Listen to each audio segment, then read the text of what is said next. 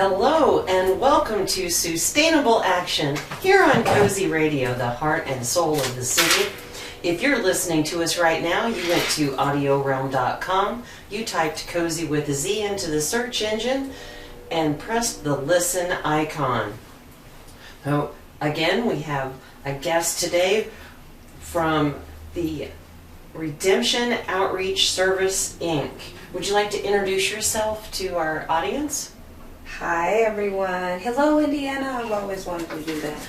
I'm Demetrice Bruno. I'm one of the founding members of Redemption Outreach Services Inc. ROSI. I am the active executive director, so I wear multiple hats and I appreciate being here today.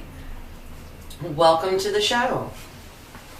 So tell us what Redemption Outreach Services Inc. or ROSI, tell us what they do. Tell us what you do. We actually work to impact youth and young adults socially as well as economically. So all of our program, I guess the basic premise is to make them as self-sustainable as possible. So we run a thread of programming, if you will, that encompasses everything from life coaching for that personal development piece, which is vital, to work-based learning, credential building through some certifications that we have through Work One. We're also employment advocates, so we have a lot of connections with employers that we've built this rapport over the last, I guess, since conception. That's always been a really important piece for us, to make sure that once we get people to a viable condition, that we have these positions available to move them forward as far as gainful employment. So everything from financial literacy to our at-risk youth program.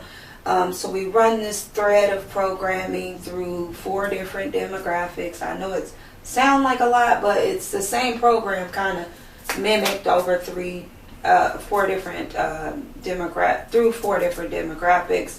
So we have the youth program, and then we have that encompasses like an at-risk youth outreach, which we do through the Juvenile Center. We have a partnership with Independence Job Corps. So that at-risk youth initiative is vital. Where that comes into play, I guess, would be the crime prevention side. So we want to catch them there so that we can detour them from going on to offend and cross over to the adult felon population. So then we have the aging out program for foster care to adulthood. And where that comes into play, it's all about self-sustainability, the same things that I talked about before, just specifically guiding them in a way after they age out of foster care. Yeah, foster parents don't have an obligation to teach the kids how to pay bills, how to maintenance a house, how to fix a toilet, how to do anything that any of us who had a parent or parents probably got the opportunity to learn how to do. That's true. Some of it is a business. I mean, unfortunately, that care component could be slightly altered by, one's perception of it being work. Whereas, if we are parents or in that role fully, then we are trying to pass those traits on. We are trying to make sure that they have the necessary tools to go out here and thrive in society. So some of that it's lacking. I mean, the foster care system, it is what it is. I mean, I do commend. It takes a special kind of person to get involved. I'm not complaining about foster care, folks. No, there's a different paradigm when it's your kids and when you're raising kids for the state, so to speak, because, my parents didn't have any qualms about teaching me laundry, furnace, things, plumbing, the things that, how do I put this? sort of like the laborious part of the household. Yeah. You know, it's one thing to teach your kids all the hard work it takes and to make them do the work for you. Right. It's one thing to do that to your own children, but I'm sure it's a complicated perspective when it's like, well, I don't want people to think that I have foster kids so I could make them do all this work. So to me, it's a dichotomy. And Yeah. that's why I don't blame them. I don't blame foster parents because, you know, yeah, I got taught how to plunge a toilet today. Right. Is, you know, I don't know how social services look at if the foster children does all the crummy work in the house. Right. But all that crummy work is necessary to make a household run right. That's right. So it's, you know, it's a tough thing. Like I said, I'm not blaming foster parents. I'm just saying if they're your kids, you know you're teaching them how to wriggle the handle and Exactly. and do all the things to the plumbing that will make it run smooth. And as a foster parent, you're looking at, I don't want them to look at me like I'm giving this kid all the excrement jobs, shall we say. I totally get it. It's you're spot on. Like I said, sometimes in that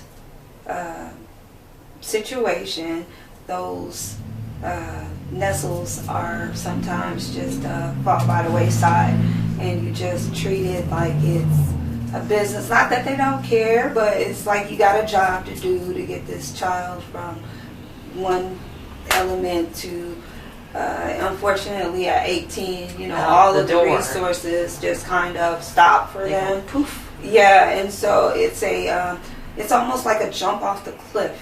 Now, some kids, I get it. They're smart, and you know, I was advanced. I would say I was an advanced adolescent as far as picking up what you know, those life skills should be. But a lot of them at 18. I have an 18.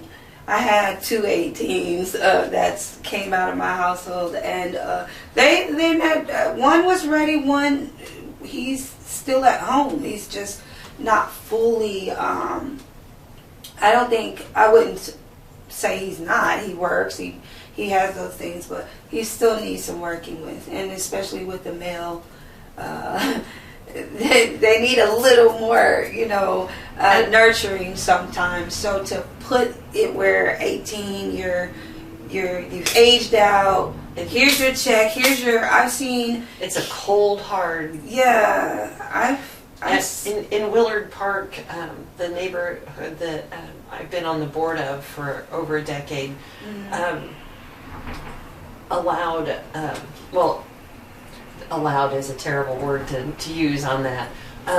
We were for a program that came into our neighborhood where it was providing affordable housing and had coaching for those kids that were aging out, so that they learned how they had a support system to show them how to do things like mow a lawn, and you know, who to call, and you know, something's not working, you need to call the landlord. Right.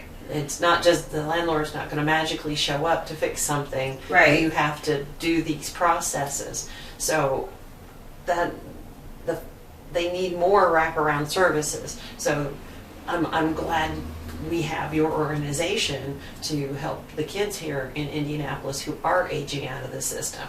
Okay, so I interrupted you. So we were at the youth that we're working on keeping out of the judicial system. That's a good way for it. Out of the judicial system, we have the kids aging out of foster care. Then we have a first-time felon reentry program or initiative. So basically, I deal with all felons, of course, but we have a specific concentration on the first-time felon, which kind of breaks down to 18 to 24-year-olds. You'll find that our organization is pretty much, like I said, a youth, young adult type of program. And I just feel like they're the most impactful. They're sometimes when you get to be an adult, it's kind of hard to relearn things. So I feel like if you get on the front end of it and offer some principles and things that may have lacked on one end, you can kind of salvage the most of it for our youth. So our first-time felon reentry program, same principles. We have the work-based learning. Everything is career path development or job ready, because it's just one of those things. It's not hard to figure out. If you're able to self-sustain, you won't feel as vulnerable, and you won't be as prone to get out and offend or break rules just out of survival mode. Yeah, that's something that a lot of people don't understand. Especially the NIMBY people, not in my backyard. Yeah, they have a tendency to want people to be just fixed without putting any work into the fix. Right. Well, I mean, I think it was a distorted view of what the felon population really looks like, or what they're now calling justice impacted individuals. Ooh. Yeah, you learn these things when you go Justice impacted individuals. Justice impacted individuals. What that looks like now, you see the suburban moms that are dealing with the opioid crisis. The jails are, looking a lot more diverse. I go into the Juvenile Center, I see white kids, I see black kids, I see Hispanic kids. The opioid crisis is kicking our society's butt. Yeah, but we had the crack epidemic as well. It was just looked at in a different way, because the audience is different. And it is what it is. I mean, I'm trying to be polite to address the issue and not be rude or, I get one that. of them types of things. But the putting everybody in jail, no matter, for as long as we could, yeah, it is a ridiculous proposition for a just society, and to have different sentencing for different ways of using the same drug, mm-hmm. I personally found abhorrent, mm-hmm. And have been a vocal opposer to the crime bill in general, mm-hmm. because that's not how you have a good society, and I want to live in a good society, and I have a fallback of how you treat the least of mine is how you treat Jesus. That's my fallback, and and sending youth to jail for decades, mm-hmm. for the same thing that a white person from the suburb basically would get to pay a fine and be on probation. It's funny how that judicial system works. It's the same rule, but depending on its interpreter, it can give you wiggle room, or it can bullet constrict. So that is they specifically went out of, in my opinion, they specifically went out of their way to affect black and brown people. Yeah. You gotta think when that was created, that was like the chain gang. It was, post-slavery. It was just a way to get free labor, and those types of concepts are still embedded in the system. So the crime bill came after Jim Crow. Yeah, funny. Yeah, they're always working to get that cheap labor. Yeah. And it's working, and then they're in, and they're gaining the skill, and they get out, and they're not able to be employed. Like the brush fires. Yeah, I was just think alike. They're out here risking their lives in California to and learning a trade is necessary in our changing climate. Exactly. That we need these folks who are being trained, who are getting all this experience at it, and are making $1 a day. Yeah. $1 a day. It's sad. I mean, it's risking your life for $1 a day, a chance to get outside the fence. Yeah, and even on a broader gauge, you have no clue how much. Well, maybe you do. How much of a financial burden it is. Instead of like investing to make it where these people come out and they're able to be viable citizens and impact the economy in a good way. It's almost set to where it's a spiral effect to where it's gonna like a resort stay. They don't want those beds empty, but at the same time, it's extremely expensive to house them and things like that. When our school systems are lacking, our teachers are not being paid adequately. I was at the reentry conference and the keynote speaker was talking about Rikers Island. So that's one of the notorious jails. We've seen it in movies, depicted in movies and things like that, where there's a couple $1 billion to run this place. It's like 10,000 correctional officers. It's to 7,800 felons. It's like a one officer to the felon, like $300,000 per felon to run that operation. So it'll soon be closing. So we're getting these concepts that $2 billion to run one jail is too much, and that's been the same budget forever. So we need to start making this reform thing a very real situation. We have to look at how we're spending our money as a society. And it costs more to keep a man in prison for a year than it does to send them to the University of Chicago. Okay. Okay? I agree. So that's a fact. That's a fact. That's the thing. Sad That's a real thing. That we are deciding by third grade how many beds we need in private prisons. Mm-hmm. And private prisons complain to the people that they gave campaign contributions to about not having full beds. Our politicians will sign contracts guaranteeing private prisons a certain number of filled beds. Mm-hmm.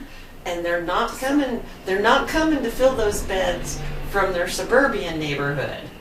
Well, it might be now. Maybe now. There's a lot of different things. No, they're just falling into the system now. Yeah, that's true. They are forcing their way into the system because other rich white people decided that it'd be cool to addict people to their drug because it would make them very rich. And I'm very hopeful that all of the responsible parties in that will see the inside of some jail cells. Mm-hmm. Yeah. That would make me very happy. That would be like karma at its finest for sure. But it's one of those things to where we gotta just, look at the times. Times change. Situations are not the same. You can't treat our current conditions the way we did, back in those times. You know what I mean? And its conception is just not the same. And so we have to have something viable to offer to kind of recoup the investment. For one, they're supposed to go in there and come out rehabilitated. So and we both know that they don't do that for the most part. Not in most cases. You have to take the attitude as a person who is incarcerated that you are going to use that time to get yourself straightened out so that you won't be back. That's what I hear from all of the ex-offenders that I've talked to, that there's nobody who comes in and well, they'll come in and say, hey, there's this stuff, and this stuff, but it's up to you to get your butt in those things. And I've heard it a couple of different ways. You have to think about the jail being the biggest mental health hospital. Now that's true. So when you have a person that's deficient from a mental health standpoint, and you're asking them to come there and make these decisions, that's not being treated properly or going undiagnosed, period. Like for our culture, that's a stigma. Like We just take our people like they are, like whatever those hang-ups are. We rock with you. I mean, we don't really look at. That's why I'm commending some people that are taking on these initiatives to kind of address the mental health issue that's within the felon population, which will definitely help to improve the success rate from that element. Because I feel like it's just one of those things to where it goes untreated, and they're in there compounding the trauma already that's involved with the surroundings, and then you have that. I've really seen some people that came out of being in prison just a totally different person. Like, they're already a certain way, but this just like really one could argue that there's a prison PTSD. Yeah, it is. I would base any wager on that. Definitely. I have seen it. I have personally, I mean, everybody's got family members, friends, somebody that have been impacted by someone that's been in prison. It's just it affects the whole family when you have a person that come out and they have to deal with these certain elements. It kind of shifts the whole stability of the family because you have this situation now.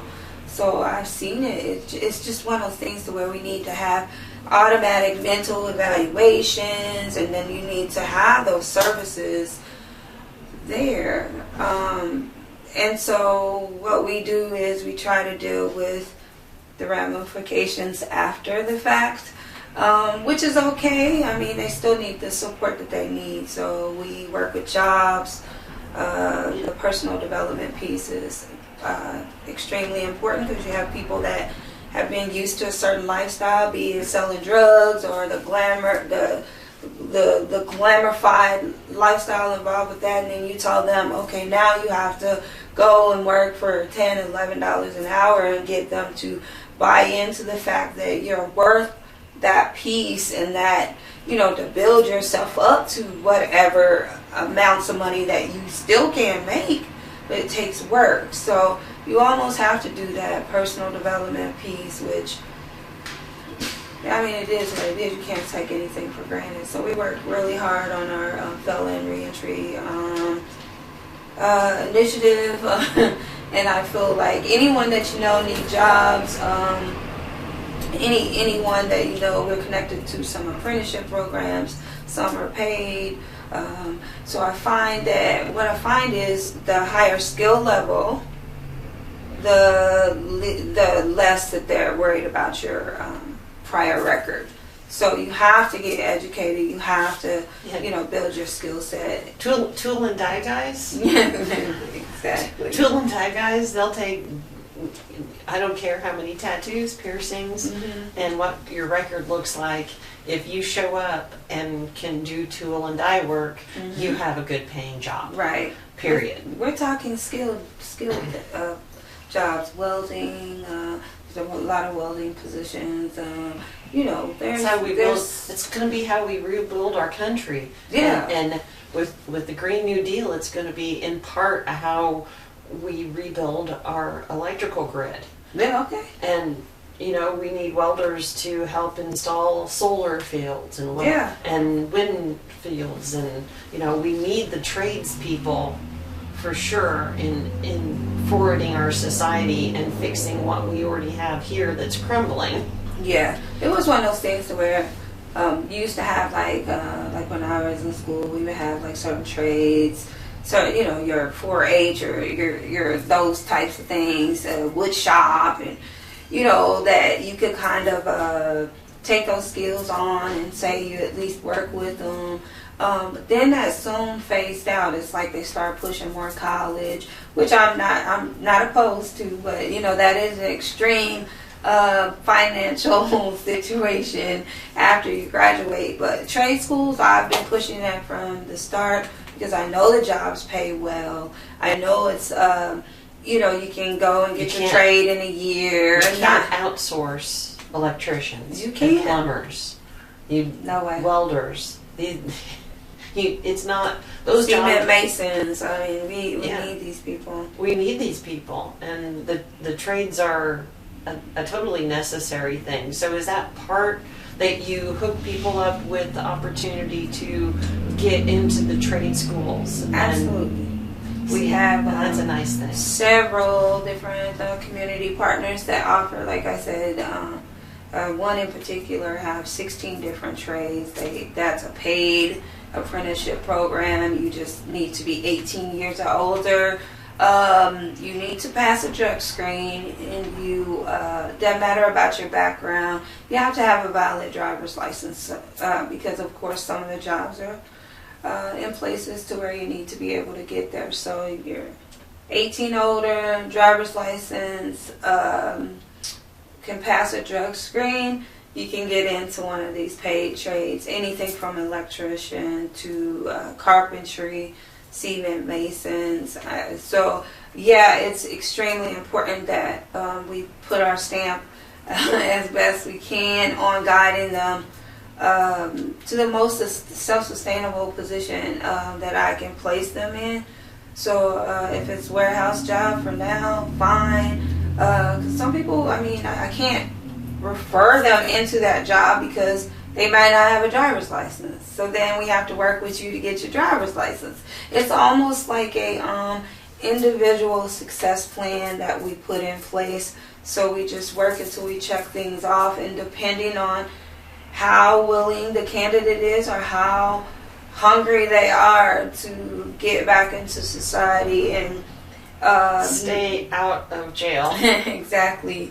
I mean, that goes without saying. Just in doing that helps your kids. That reduce the fact that if you're supporting your kids, you don't need TANF, you don't need SNAP. You know, then that saves the society, taxpayer dollars. It's just a beautiful combination of how that one thing kind of feeds the other, and everybody is prospering just from making an investment into the people that are lacking from one situation or another in their personal stance, and getting them to where it's viable and where we're all just, like I said, adding to the economy and saving as much tax dollars so that we can put it in places where it really, really matters. Do you have a percentage or a figure of how many people in your program don't want to do the drug testing, that don't go into the trades because of their PTSD? Mm-hmm. They're doing what should by many standards be a legal. I'm pro legalization of cannabis. Okay. I think that the medical applications will change a lot about medicine, and I know many PTSD veterans that is the compound, so to speak, mm-hmm. that helps them integrate with society. So I'm thinking about these poor people, unfortunate people. I'm thinking about these unfortunate people who have the PTSD, and the thing that they can afford to fix it is keeping them from getting a real job. I don't know if I've actually taken a tally of how many people are hindered by that element. But we're definitely moving in the right direction with that, because what that is bringing back some of our old, hemp and things like that. Well, that was the main thing that we made money off of. They made everything out of it. Curtains to clothes. The Constitution was written on hemp. Yeah, okay, paper. It was just like, it was one of the biggest support. It was a farmer crop in Indiana. Yeah, we grew the rope for the Civil War. We grew the rope, and seriously, they don't know that. A lot of people don't know that, but Indiana grew the rope that was on our naval fleet until hemp went out of style. I really don't know how and when that happened, but I know that I did extensive research on Abraham Lincoln. I know he had 2 farms full, and one for use and the other for manufacturing, but it's always been in our fiber, if you will. And so I think what happened is they thought about it in another way where they can make money from finding you to get you to go to prison. Well, what happened was, I want to tell you when it changed for the whole judicial system. It used to be the jails were owned by the government, by the state. So that's like taking money out of one hand pocket and putting it in the other. Well, now they're owned by private owners. So we're paying, and it's going out. It's a profit system. Yeah. Privatization. I'm personally against the privatization of. I didn't like when they sold Indianapolis Power and Light to a private. When it became a private company, we have seen bad things happen from that. The privatization of our jails is ridiculous. Yeah. And billion-dollar industry. And it was Nixon who made it so that corporations could profit off of our health care. So marijuana is actually a negative slang term for cannabis. Mm-hmm. The East Coast wanted something, and the Southwest didn't want it. So they bargained them with making cannabis illegal so that they could throw the Mexicans back across the border. It was basically what it was used for. And then it turned out to be convenient to oppress other peoples. Yeah, and that's usually how it works. So I guess it was looked at to be more profitable that way. But at the same time, like I said, it's a very different situation now. We have, the government is spending, like I said, billions of dollars in this felon judicial system, and it's going to these billion-dollar, million-dollar, stakeholders in prisons. It's just not. And then they're the ones that's getting all the tax credits that don't pay any tax at the end of the year. So you're just losing. So we have to get on the front end of this whole reform movement, like the Cut 50 movement. Are you getting all your felons registered to vote? I am. I actually. Yes. Definitely. And for those who don't know, in Indiana, for sure, and you have to check with your state because it is state by state. It is state by state, but in Indiana, once you have served your time and paid your fines and fees, you can register to vote and you can vote in the state of Indiana. And that is something that every single felon has a stake in, because the people who have been making the decisions that set your life in some way on the trajectory of putting you and keeping you in jail, you got to vote them out. Yeah, you got to change how they look at the voting public. Yeah, that local office is way more for me. I mean, that presidential race, I mean, it is what it is, but those local offices, that is who directly put their stamp and their handprint on your communities and your, the people that are vested in your particular cities. The prosecutor's office is the most powerful office in your community, because they decide what every single individual, the prosecutor office decides what you're going to be charged with and how long they're going to ask for the government to keep you.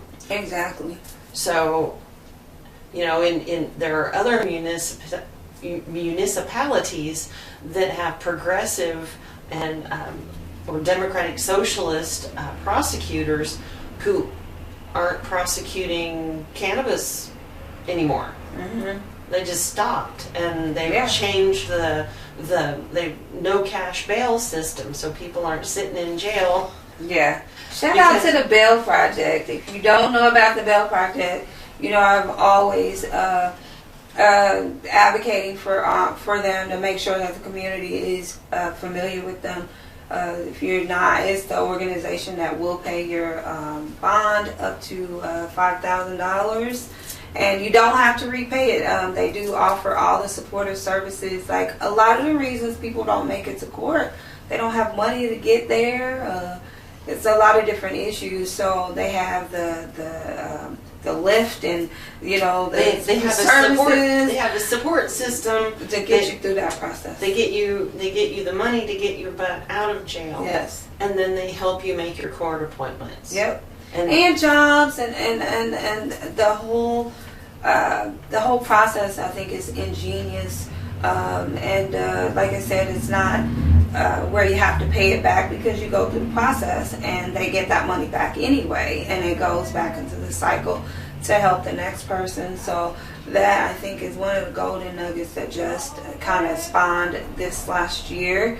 So I am a huge fan of them. And then this Cut 50 movement is their goal is to cut 50% of the felon population. So they're working with the, like you said, the low to no bond on misdemeanor charges and things like that, which I think is fair. How can you give somebody a bond? You haven't proven them guilty, not unless it's murder or something major. If it's a violent crime, and they have enough on you to put you in jail, then we can talk about not letting you out, right, and getting you a speedy trial, right. But if it's not a violent crime, and you know it's the first time you've done it or done anything, that you know there you are, the first time arrestee, yeah, and you don't know even how to get your butt out of jail. Yeah, so I've seen it. I've seen it. See, parents just it's a vicious cycle, and we have to start somewhere. And so and that brings us back to your program. Yeah. How do people reach out to you, and how do they give you money? Because you guys are a 501c3. We are. So it's that end of year. We're in December. We have folks out there who need to up their charitable donations in their tax life. We need we have a program here that could use all hands on deck. Absolutely.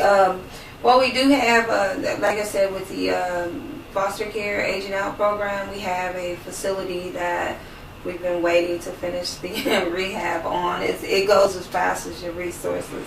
So that is a major fundraising component for us, if you will. So if you want to make any charitable donations, we appreciate any of them, small or large, and you can do so from our website. There's a donate tab there. You click it and you can make your charitable contribution that way. It's secured through PayPal, of course. So our website is the double U's, of course, and then IND-ROSI.org. So that's like the abbreviation for Indiana-ROSI, ROSI.org. So you can go there and donate. Our office is downtown Indianapolis.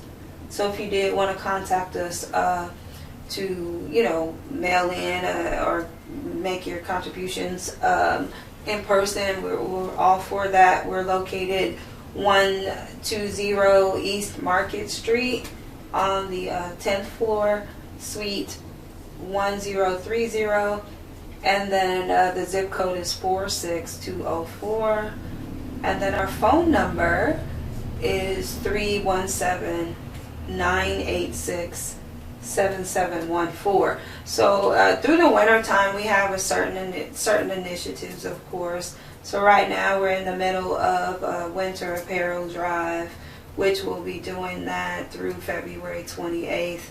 We've identified the need, the homeless population downtown. Some of the schools were connected to find if there's somebody that need a code or those types of things. We're connected to a couple of HUD properties on the south side that I try to service as much as I can. And so as much as resources will allow, let's be honest. That's one of the reasons that we have you on today, is so we can tell people to send you guys money. Yeah, we appreciate that. And then right now, of course, we have the program over at the Juvenile Center. And December is the one and only month that we can take things into the center. So right now, the need for them, the residents there are, hygiene of all kinds for male and female, personal sanitary napkins and things like that. Then hats and gloves. It gets kind of cold in there, and they do have to. Okay, now I'm going to stop you for just a second. Do you mean we can't bring like maxi pads and tampons for women other months of the year in these facilities? We can't. Like the service providers, they probably get them. They do get them, but of course, there's always a need. They run out. Kids don't get commissary. They have parents that are just not present, which would be conducive of why they even are in the situation. So in December, they do allow us to gather these necessities and get them into the center. We're also able to bring in food for this month only. So I go in on Friday. So this Friday I'll probably take some pizzas and some cupcakes or something like that. They always look forward to December's. In one way or another, it's a sad truth, but they're in the center and not, celebrating this holiday season at home. So, and these are kids. They make mistakes. I mean, it's. I do not understand how in a juvenile center that you can't bring in necessities once a month. I can't. No. That seems ridiculous, especially when you're talking about people who are in the situation in part because they did not have the proper support system in the first place. Well, I mean, it is government funded. I'm hoping that they get them this month. But they complain about the stuff that they get. You know what I mean? Like the soap is dry. We have, kids that look like me that need certain things for their hair. We have to have moisture. There are moisturizing in our hair. Yeah. So they don't get those types of things unless you buy certain ones through commissary and sometimes with support in there.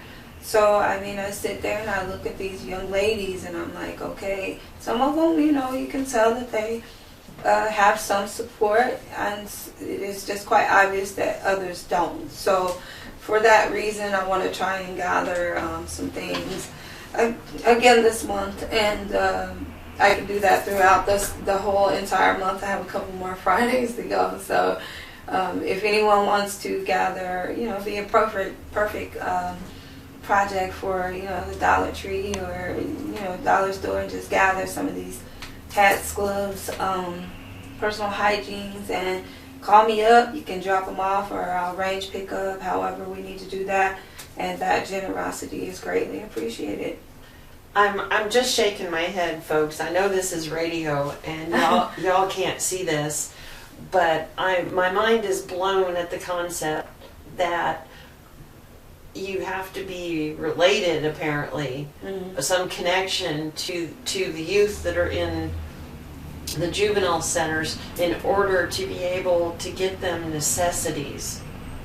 It's mind-blowing that a nonprofit, a 501c3 who is certified in doing this work and have a regular basis of providing services for this community, people that they're going to step out of the system and step into your program, that you are cut off from helping them all but 1 month. December, yeah. That's unconscionable. Yeah, it's like the one and only month everybody looks forward to. They almost look at you like, do not come in this center on your day to service us without something, because it's almost like a given that it's just it's an extreme need there. And we have this month to be able to, supply them with some stuff. Maybe it'll stock them up for a while, and they'll be able to disperse those things. It'll get them through it for a minute, but the kids who come into the system in January, who are there because their parents have problems, and so they have problems too. It's sad. I had to grow. I mean, I'm a tough cookie, but I'm a softie as well. So for me, I do this work. I mean, I go in on Friday nights. I can do anything on Friday nights, but I feel like me going in and doing these life coaching sessions, you wouldn't believe the number of kids that haven't had these conversations. Like, let's understand boundaries. Let's understand conflict. Conflict is not always bad. It takes some friction to get movement. So it's okay to have two totally separate, stances. It's okay for you to look at it one way, me to look at it another way. Why do we have to go until blood boils for one to be superior over the other? I've sat and witnessed conflict where both of them were absolutely correct. I've been in conflict where both of them couldn't have been more wrong than two left shoes. So, I mean, who's wronger? You know what I mean? These types of things we have to embed the understanding that it's okay to have differences. It's okay to respect diversity. It's okay to stand up against peer pressure. So these life coaching sessions are like my best thing on Fridays. Like, I get so excited to go in there and just kind of kick back and have discussions. Sometimes it's more, sometimes it's more strategic. Like, I might have some financial literacy terms or something we're talking about, or we might do a creative writing session together, which kind of helps some team building things. But sometimes I have an ulterior motive with it, but sometimes it's just conversational pieces where I'm just trying to infuse this system, this belief system, that it's okay to be different, it's okay to respect other people's differences, it's okay to be happy. Some people just love anger. I mean, to be in conflict, like they love that. They don't know how to have peace. It may be the only place that they've ever had any reward. It may be the only thing they've ever been taught. Good point. If all you've seen in your life is people climbing up on top of each other to get their head above water, how are you going to learn to do anything else? That's true. That's why you're there, and that's why I appreciate what you do. Thank you so much. It's good work. It is, and we're a 7-year organization. Well, we will be 7 years, coming up on 7 years. So just think this started out as a school project. It's just like we did a school project, and the professor, which had all the letters behind his name, told me that my first time felon reentry program was something really, really unique. And a lot of it is not even unfolded yet. I mean, I don't feel like I've grown into it yet. So I'm holding a lot of stuff back, just trying to grow into that position. That's the thing about sustainability. It's about sustainability. Do what you can sustain. Do what you can keep going. And as components come in, then as long you can build it. If you start an organization on a solid ground with solid principles and do that core and keep that core rolling, then you're sustainable. And that's something that obviously here on Sustainable Action that we really care about, is that developing things that sustain. So now myself, I keep coming back to how lucky I was to be taught I statements. To keep arguments in I statements, to couch it all from, not that you. Not that you, with the pointing the finger in people's faces, and you did this and you did that. It's, took the words that you said pretty hard. It affected me to my core, thinking that I might be this negative thing that's been put out there. It's so hard to avoid using the you word in it, but it slows you down, and it makes you face what you're dealing with with your own bullshit, right? With the own baggage, the baggage you bring into that argument. You have to face it when you use I statements. That's true. Yeah, I feel bad. I feel bad because you. No. I feel bad because things have happened in my life before that when situations like this come up, they trigger this thing in me. That's a good one. Yeah. Right? The I technique is definitely it's blessing. It's my favorite. It's my favorite. I feel very blessed that was installed in me when I was a teenager. I had, in my estimation, a very blessed upbringing.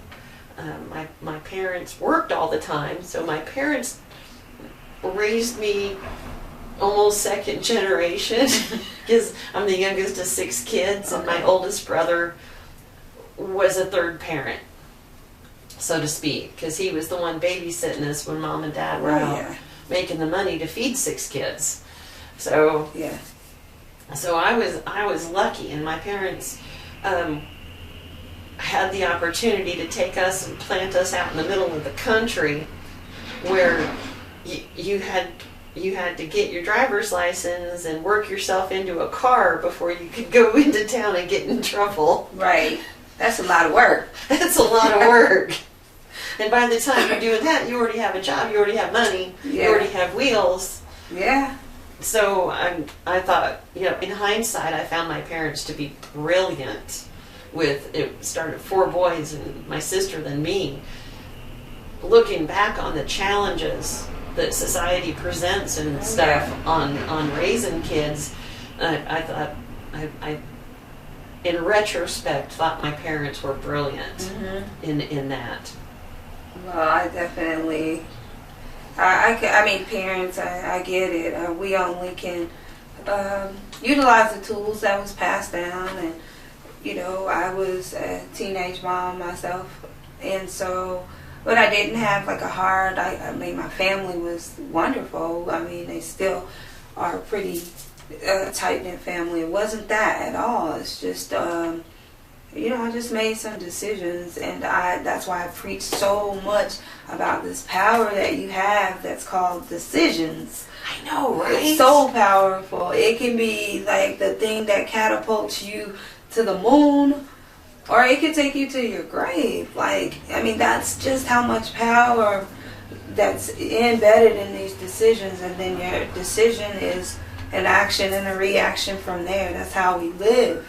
That's how we exist in this world. So I preach it all the time. Just take a second and think about, that decision and then what's going to be on the other side of it. It could be glory. It could be glitz.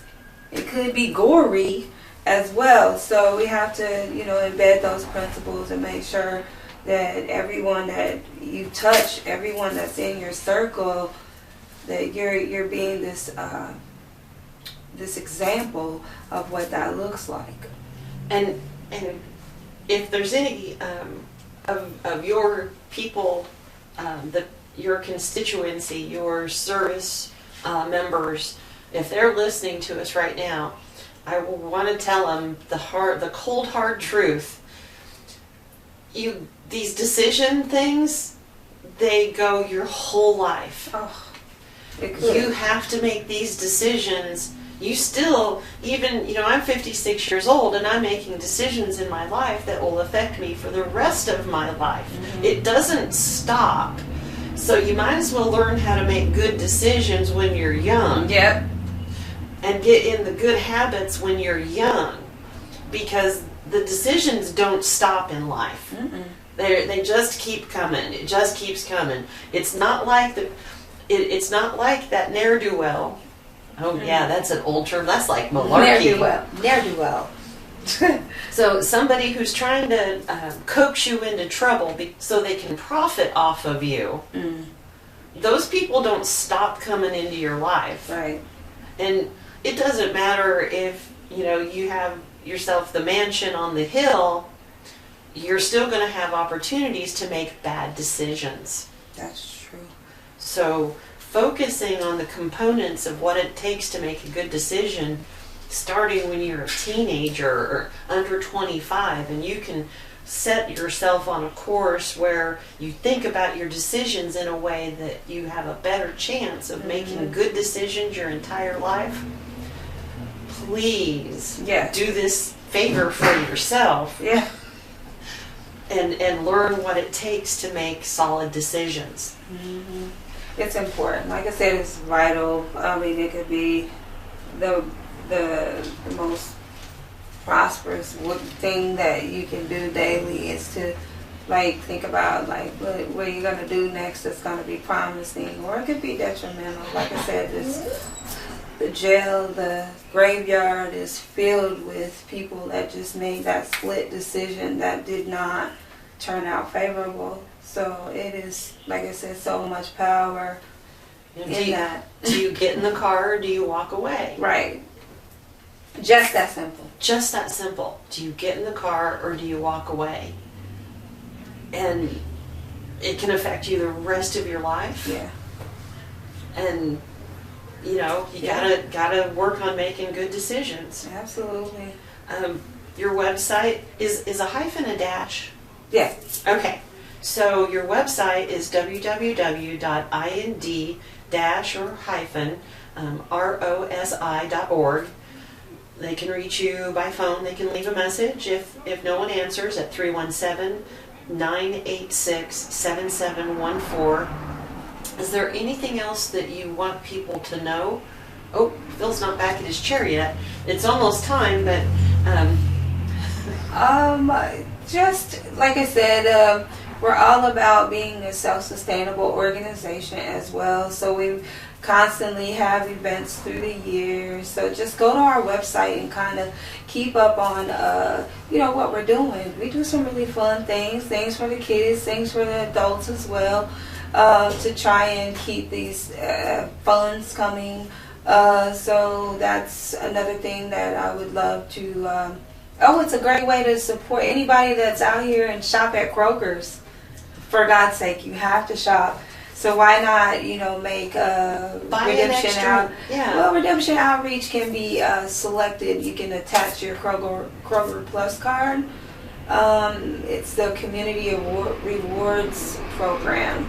So if you go to my, it's not on my website yet. I probably should. But if you find me on Facebook, I've posted that information. It's you can go to my Facebook. It's Demetrice Bruno, my first and last name. Okay, you're going to have to spell that for folks. Demetrice, DEMETRIC as in cat E, and then Bruno, BRUNO. You can find me on Facebook there. And then it walks you through how it's pretty simple. But if you're using your Kroger Plus card, they just they'll give a certain percentage to a charitable organization that you select. So you can select us, and that's just effortlessly. You're shopping anyway. So I implore our listeners to hook this organization up. Put your Kroger card onto them. For your charitable choice. Yep. Go to the website, go to the donation page, throw cash at them. I like her. 120 East Market, Suite 1030, 46204. Call and bring that shopping basket full of feminine hygiene and hair care products for especially for our young ladies of color, because I know just from all the women in my life that it's a ridiculous thing to not let a young lady be able to present themselves in a way that makes them feel positive about themselves. Yeah. So this whole only once a month thing, or one month a year, folks, we really, really super need to support these folks. I appreciate it. I really do. So this is Sue Spicer with SueStainable Action here on Cozy Radio, the heart and soul of the city. Thanks everyone for listening. Thank you.